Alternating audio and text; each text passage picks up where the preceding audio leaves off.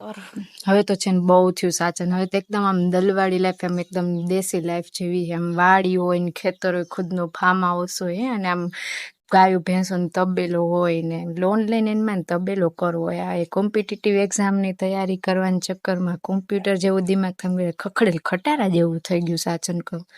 હવે તો બસ કાંઈ નથી કરવા. આમ એકદમ આમ વિધિ વનવગડા આમ ગાયું ભેંસું ચરાવવા જાય, સવારના પોરમાં વાહિદા કરે, પોદરા ઉપાડે ગાયું ભેંસુના, અને એને સવારના પોરમાં એને અસલ ઘાટા દૂધનો વાટકો પીએ.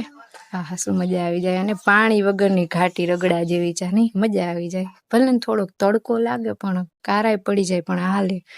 કેવી અસલ લાઈફ લાગે, દેશી એકદમ દલોવાળી. સાચું કે નહીં?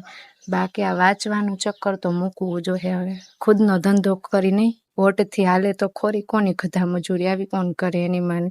કોકની જો હુકુમી ઉપર નીચે રહેવું ના પડે. સાચું કે નહીં? બહુ થયું હવે તો.